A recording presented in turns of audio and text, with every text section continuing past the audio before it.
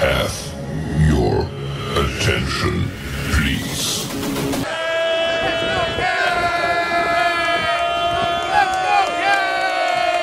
The show starts in 3, 2, 1, go.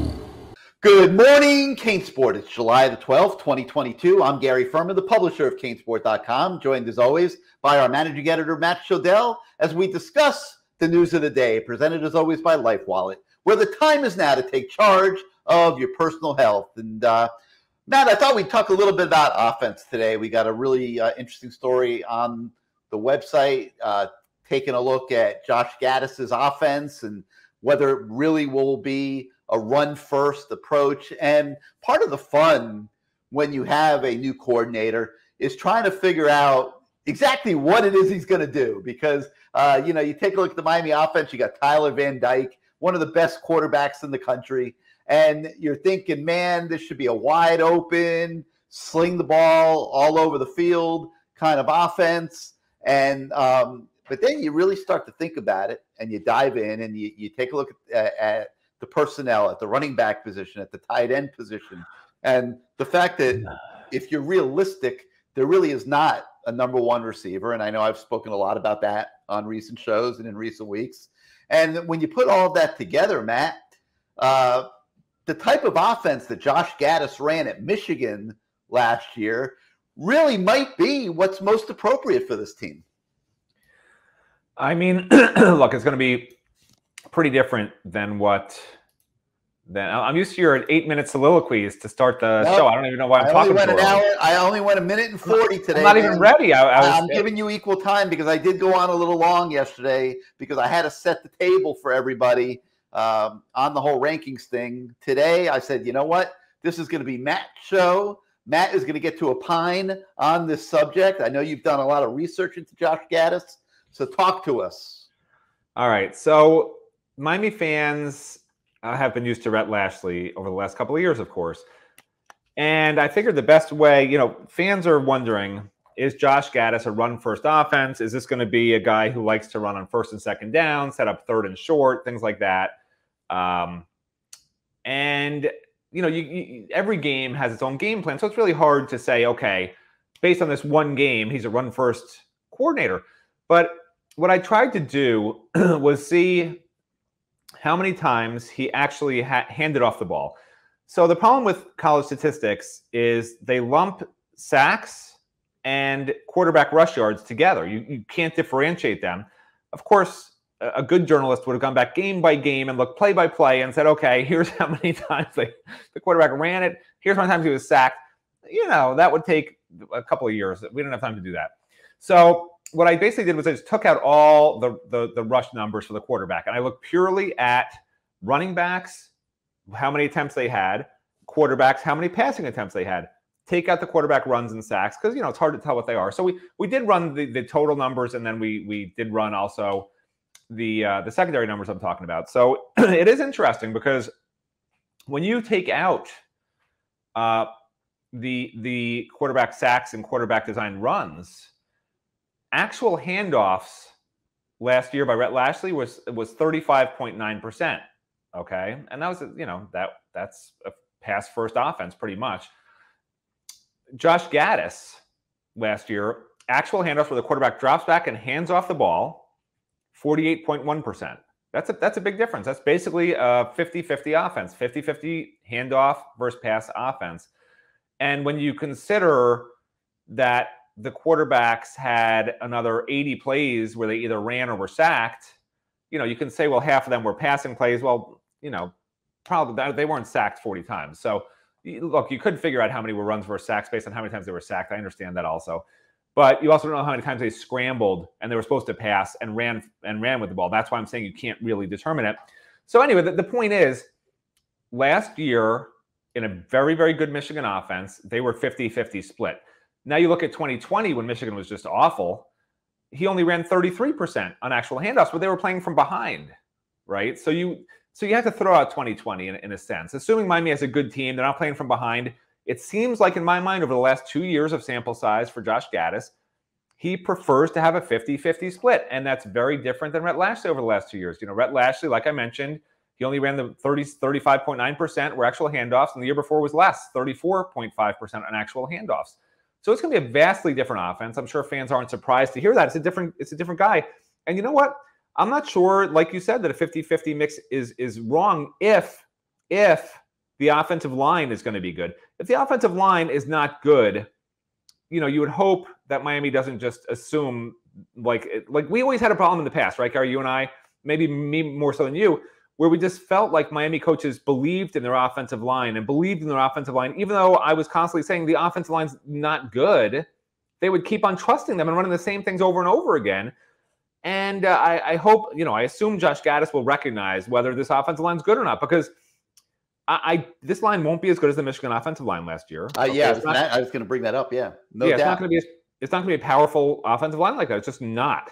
Nope. And if you're going 50-50 run pass and you've got a Heisman Trophy candidate at quarterback and they're not winning games or playing close games with average teams, Miami fans are not going to be happy. And Josh Gaddis, the Michigan fans, they're very vocal. Miami fans, I would argue, are more vocal. So Josh Gaddis better come out of the gate having a really good idea if his offensive line is actually as good as he thinks it is. And I personally, I'm not sold on the offensive line yet. I got to see him in fall camp a little more. We didn't get a lot of sample size on them in the spring, and Jalen Rivers was out, and you couldn't really work in John Dennis yet. I don't know if he'll wind up being anything. I know they have a problem at center in terms of being big and physical.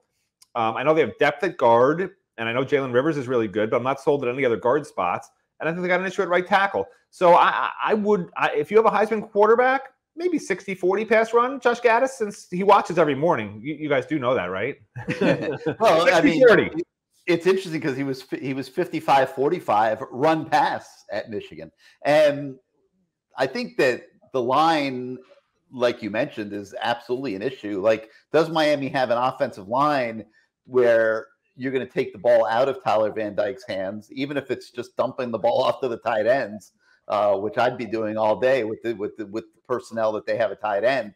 But you do have pretty good players at running back too that you can use in the running game and the passing game, and you can rotate them. You have enough bodies, like you can keep fresh guys in the game. So if the offensive line performs, Matt, he might end up at 55-45 run pass. Let me think. Okay. Great running backs are not good with below average offensive lines.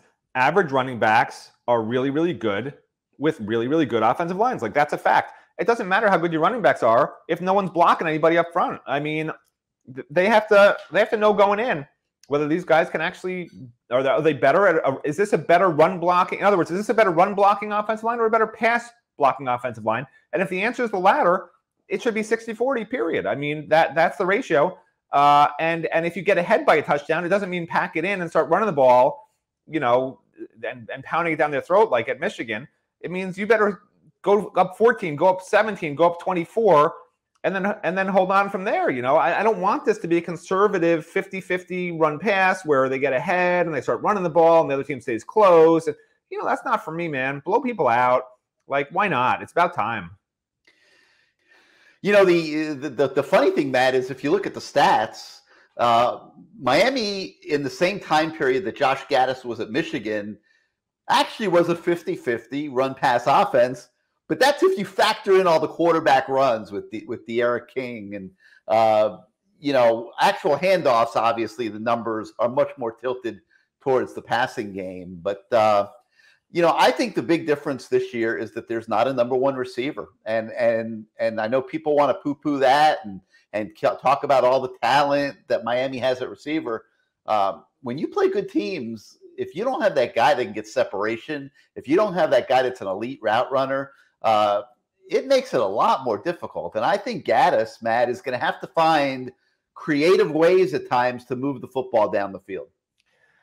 Yeah, and look, I mean, there's some people who say, well, Miami was 50-50 because De'Ara King decided to run the ball instead of pass it on RPO, whatever. But you have to remember, when the offensive coordinator calls a play, if he calls an RPO, he's not calling a run or a pass. That's a wash. That's up to the quarterback to look where the middle linebacker is or wherever the play is designed to go. So that's why I'm sort of hemming in on philosophy-wise, how many times do they actually hand off first pass and take the RPO out of it, especially with Rhett Lashley, because he did it so many times, and Derek just tended to just run with the ball. He wasn't like the most eloquent. Eloquent's not a word for passing, but I'm using it anyway. The most eloquent passer. He wasn't. Anyway, so what was your question? No, I was just talking about the run pass balance. Yeah. How if you just look at numbers, they're deceiving. It looks like Miami was 50-50 offensively. Right. But that's why I wanted to look a little deeper, because anyone could say, oh, it's not that different or whatever. But I wanted to look at how many times the quarterback, the offensive coordinator actually said, hand the ball off to the running back versus pass the ball. And that's it. Like those two things I wanted to look at and sort of hammer in on that and see if there's a difference. And there was a huge difference. Yeah. All right. So we've got that on the website today. I encourage everybody to take a look, and some other good stuff also on the website today. Our State of the Youth series continues. And yesterday, we took a look at that nightmarish 2018 recruiting class. Today, we shift gears and we take a look at the 29 class, which wasn't enormously better, Matt. And you put those back to back. And, man, it's amazing that we're even talking about Miami playing football this year, to be honest with you, because it was probation. It was probation without being on probation. Yeah, and by the way, before people get on my case, I understand RPO can also be a handoff, but like we can't draw all those up, and it wasn't that many times. Anyway, so yeah, going to this recruiting class, we did the class of what was it, 2018 yesterday? Yeah, 2018 was a disaster.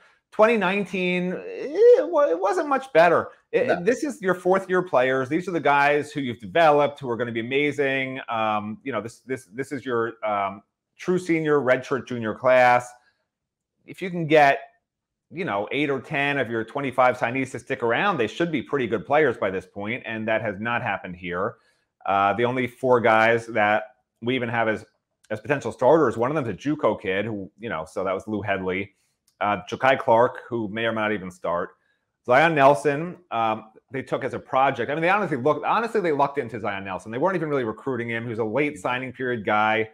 I think it was between Miami and App State in the end, if I remember correctly. Like, they just lucked into him, and he, I say lucked into him. I mean, obviously, coaches did a great job of understanding what he could become, but they lucked into him in the sense that nobody else even wanted him. There was no competition for Zion Nelson for some of the other guys. And if you look at the story, you'll see all the other guys Miami missed on, and there's like 4 guys who are potential All-Americans if they have good years this year. And the 4th guy is Keontre Smith, who may or may not even start. And that's it. And you got guys battling to start like the Corey Couch, Jared Harrison Hunt, and Jafari Harvey. But these aren't guys that look like they're household names right now. Unlike a Jordan Battle who they never even recruited hard, which I don't understand that.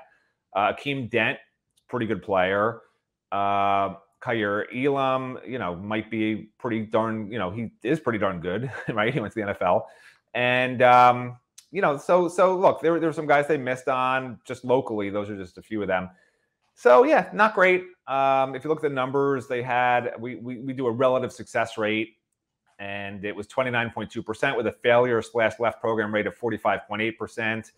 That reminds me of some of the grades my son got at the University of Wisconsin-Madison this year. So, no, I'm just kidding. He did very well, except for one class. And so, yeah, anyway, it was a failure. If you want just one word for it, I would say failure. All right. So, obviously, if the team was put together from 2018, 2019 by itself, Miami might win 2 games this year, but that's not the case. And it got a little bit better in 2021, 22 under Mario. And we think the Canes can be a very competitive team this year when you factor in all the transfers. And, that's kind of a subject for another day. But so it's not all gloom and doom, but 2018 and 2019 were doomed. I mean, there's just no sugarcoating what was going on in the program in those years.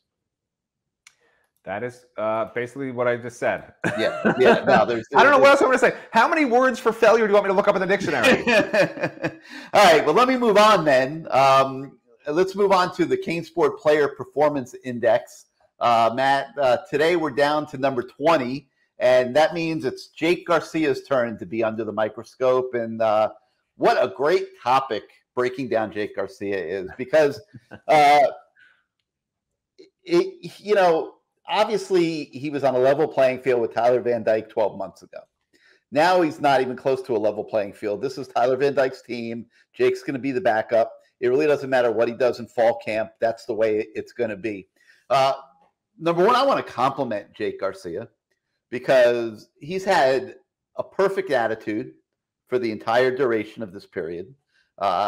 He took his disappointment, he took his misfortune like a man, and he's not as good a quarterback right now as Tyler is. Tyler getting all that playing time last year, the confidence that comes with that success has put Tyler on a whole nother level as a quarterback. That's just facts. Okay. So Jake now is forced to accept a developmental role. He could have run to the transfer portal. He did not. He's gotten some NIL deals, which is good, that would, to tide him over. Not starting quarterback NIL deals like Tyler's getting deals all over the place, but he did get some NIL deals, so he's making some money, which is a good thing. He's taken care of. And he can spend this year working on his craft and taking advantage of moments when he gets into games, Matt.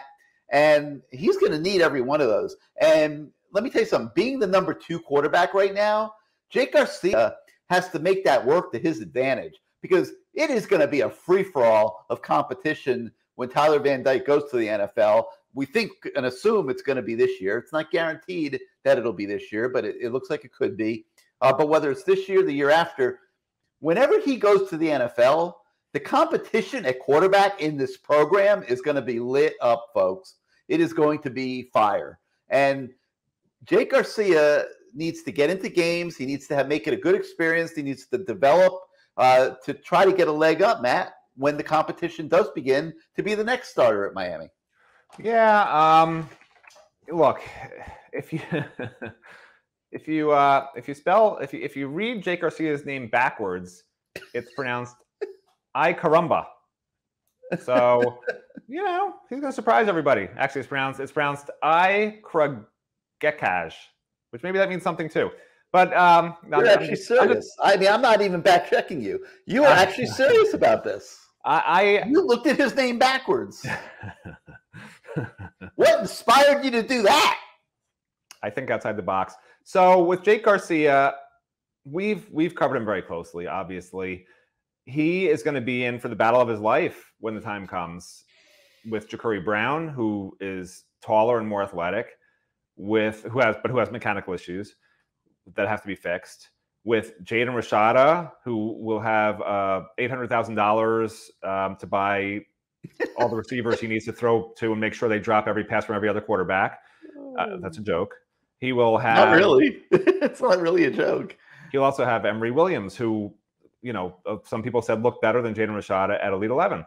So it's going to be probably the best quarterback battle since you were covering the team in 1938 with Bronco Nagurski and the Galloping Ghost. So we'll see what happens. But I'm very excited for this next this next battle. Like as excited as everyone is to see Tyler Van Dyke this year, I'm as excited. I actually like competitions for quarterback. I don't know why. It's like a thing. It's fun. It's interesting. People care. That's the best thing about it. People care. You know what it is? It's just easy. Reporters, they like the low-hanging fruit. And you'll see when there's a quarterback battle, that's all any reporter asks about it. Like this fall camp, pay attention to this, people out there, because this fall camp, there's not going to be many quarterback questions. There's just not. Maybe a couple. How's Ja'Cory doing? How's Jake Garcia doing? That'll be mainly about who's going to play defensive line. How's the offensive line coming together? That's going to be like, if Frank Ponce or the coordinators or Josh Gaddis available, that's what they'll be asked. But next spring, there won't be a question asked about any other position, because you get 5 minutes with Mario. You get 5 minutes with each player. It's going to be 90% quarterback battle. And that's because it's low-hanging fruit. It's what people care about. It's what sells newspapers. Are there still newspapers? If there is a newspaper out there, that's what sells newspapers. And, that's something for fans can, I don't know if fans enjoy just hearing about quarterbacks, but that's all you're going to get next spring if Tyler leaves early. But yeah, I've been so impressed with Jake and how he's handled all this. And I think he's healthy now. I've heard he's been throwing the ball much better in the offseason workouts. That maybe wasn't 100% healthy in spring practice. By the way, think about this. So he did struggle a little bit in the spring. He'd be the first to tell you that. But he was coming off a major ankle injury. And think about your foot placement and the muscle memory that goes into that and the strength you need. And that's a very difficult injury for a quarterback to recover from. And he was, at one point, they weren't sure he'd even start playing in the spring, but he worked hard and he was back for the start of spring. But how he played in the spring is certainly not indicative of what he should look like this fall and when he was neck and neck with Tyler last spring. I think, look, if I had to guess who the starting quarterback is, should Tyler Van Dyke leave in 2022, who starts in 2023? I think it's right now, I would say Jake Garcia. Yeah, I mean, he would have to be the leader in the clubhouse for sure. All right, we have a couple other things to talk about today, but first, let's hear from our friends at Life Wallet. I will be your shield in the fiercest battle. I'll defend you. Yeah. Hey, my name is Cleveland Reed, and I play offensive line, and my job is to protect. I protect my family with Life Wallet. How about you? Of course, I got Life Wallet. It's the best way to protect my family. Long as we go together, we'll die, we'll never be a light. Couldn't let the darkness try you ever. Truth in my word, you I lie to never. To protect you and your family, get Life Wallet now. Life Wallet. Saving time, saving lives.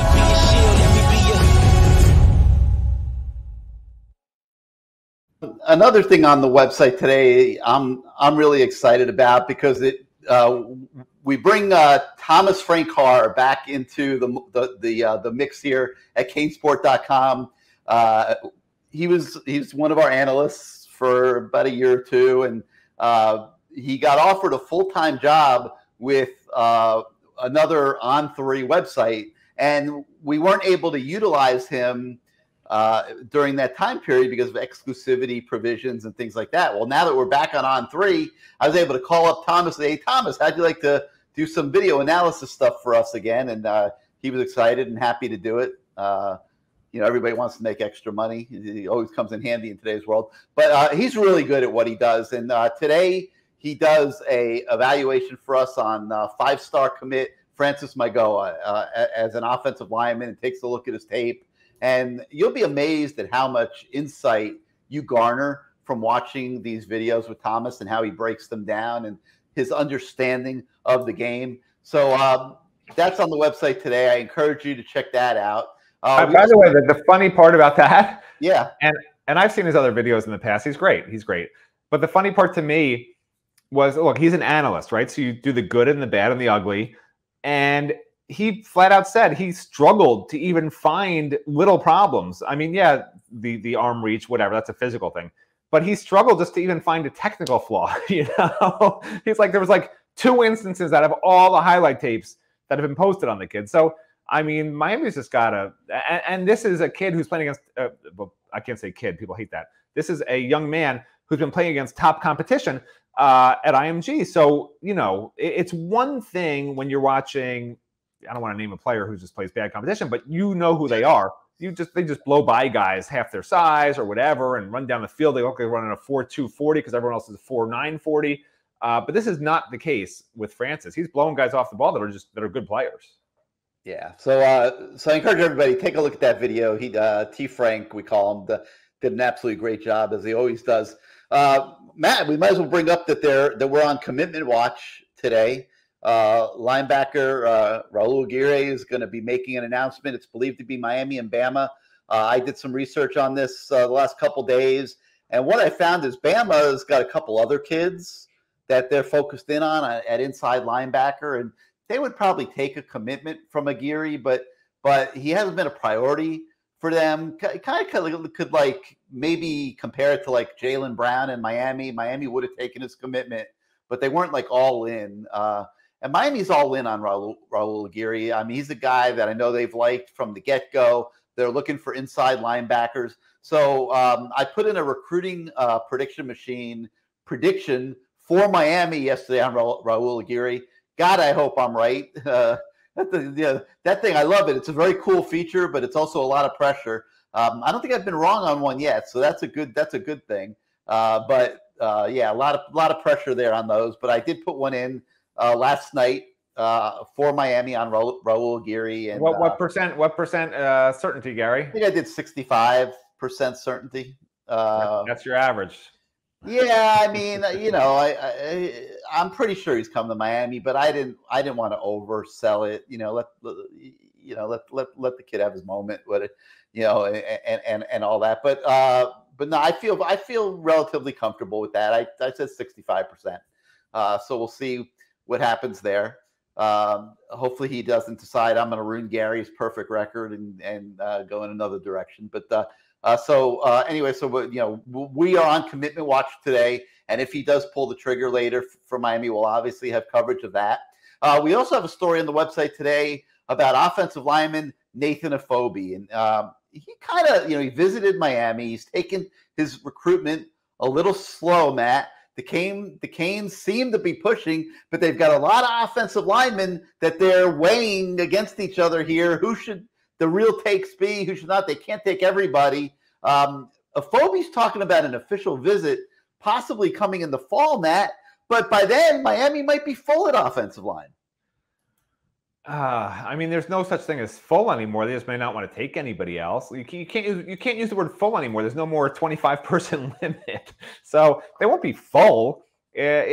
What used to happen, and I used to love the way Art Kehoe would say this, because he was a slow developing guy when he was recruited to Miami, and he got all his offers his senior year. And he says with offensive linemen, a lot of times their jump between junior and senior season is extreme, especially for offensive line for whatever reason. They whether they shed some of the baby fat, or they grow 3 inches, or they just get it all of a sudden. It can be a technical thing too with the offensive line in particular. So he wouldn't really offer many players until they were seniors to make sure. And I remember him telling me once when they would come on visits, you weren't allowed to work them out or anything like that, like you can now at camps. But what he would have them do, which they were allowed to do, was just squat. And he would look at their Achilles and see if it had enough bend in it, and sort of how they look squatting, because that's the set that he wanted. So listen, whatever happens with some of these offensive linemen, they may look a lot different this season. There's guys that might put on 30 pounds and look slow and heavy that have committed. There might be guys that lose 30 pounds that aren't even being recruited that Miami thinks are can't miss guys. And on the offensive line in particular, it wouldn't shock me, even though they have so many on the roster, just knowing Mario Cristobal and Alex Mirabal, they're all about the offensive line and getting that thing right. They could take 10 offensive linemen. I'm exaggerating, but if they have 10 offensive linemen, they feel are 5-star guys that will be here for 3 to 5 years, would you say no? Or would you just jettison 8 of the guys that are currently redshirt freshmen on the roster that are offensive linemen? I don't know. A lot, but I think they could take their full. I think they could take 7. I really do. I think 10 would be too many, but 7. I was exaggerating, like I said. I know. Listen to the words, Gary. Listen to the words. I know. but no, I do. I think you'll see 7 offensive linemen in this class. So yeah, something to look forward to. I know that Mario Cristobal's intent on rebuilding that position here at Miami. Yeah. He wants a dominant offensive line. You have to have it. Period. If you're going to compete for national championships, can't do it without a great offensive line. No doubt. All right, well, that's going to do it for today for Good Morning CaneSport. We thank you, as always, for making us part of your morning, whether it's while you're eating your Cheerios for breakfast or your oatmeal or driving to work in traffic, whether it's South Florida or beyond. We really appreciate you guys that you've made this show the success that it's been. When you get a chance, hit the subscribe button, hit the like button, let YouTube know how much you like this show. They'll help us promote it. I guess the algorithms will spin a little bit harder and that kind of thing. We'll get more viewers joining you guys in the morning, and we appreciate that. So for Matt Shodell, I'm Gary Ferman. Thank you for joining us. We'll see you tomorrow, everybody.